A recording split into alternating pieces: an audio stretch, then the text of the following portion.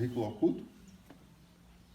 É como se fosse um dispositivo que está na escola e a sua condição de ser oculto é exatamente não ter uma visibilidade do que ele representa, né? Então, estudos anteriores falavam de que o currículo operava para docilizar os corpos. Então, existia uma prática de docilização dos corpos. Se a gente for pensar o regime militar, o currículo operou exatamente para poder estabelecer controles. Então, eu me lembro da minha escola de educação infantil, eu estudei numa escola chamada Baronesa de Sauípe. A gente chegava, rezava, nós cantávamos hino nacional e vários hinos, com hasteamento de bandeira, depois íamos para a sala de aula, tinham várias rezas, e o momento que a gente conseguia dar mais expressão ao corpo da criança, logo era chamado que era o recreio, e a professora dizia assim, baixa a cabeça todo mundo para concentrar.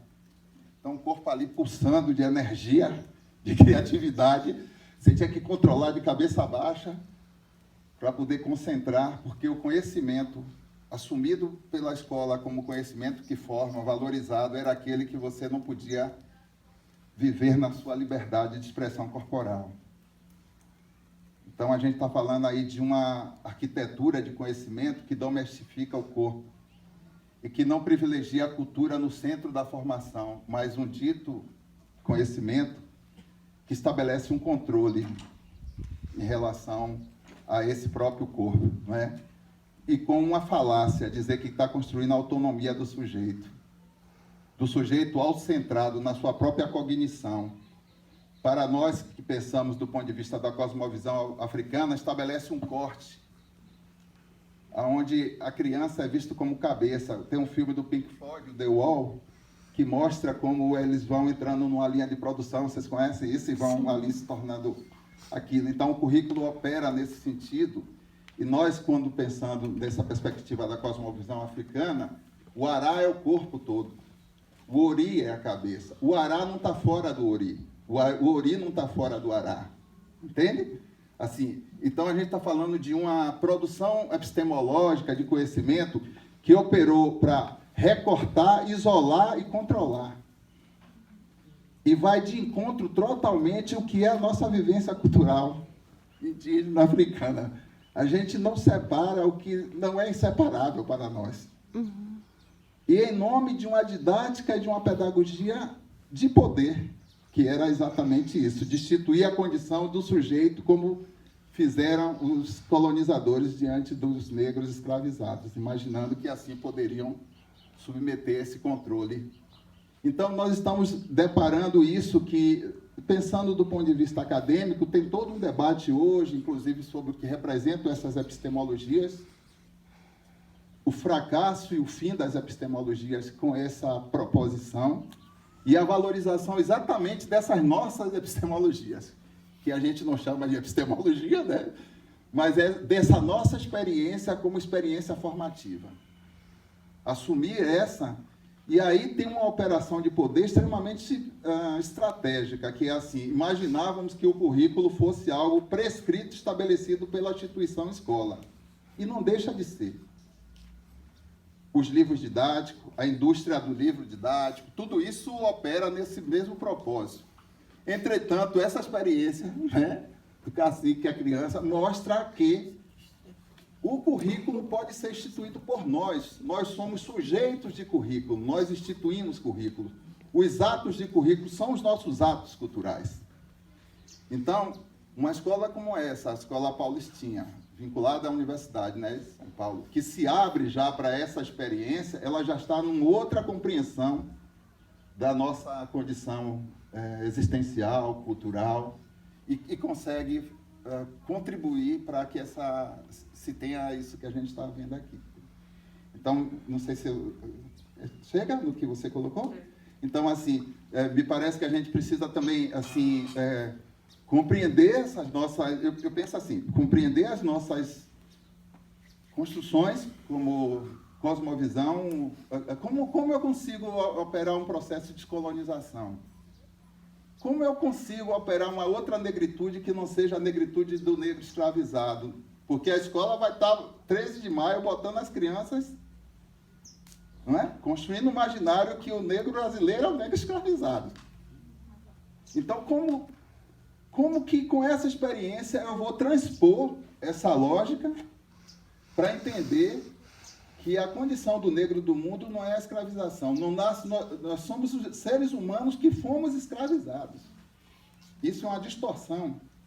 Entende? Então, romper isso é um trabalho enorme, não é que a gente sabe. Absurdo. Eu concluo esse diálogo agora com uma história. Existiu em Salvador, na Bahia, ele chamava Mestre Didi, filho de mãe senhora, do Lê Axel Afonjá. Eu sou filho do Afonjá, eu sou filho de mãe Estela.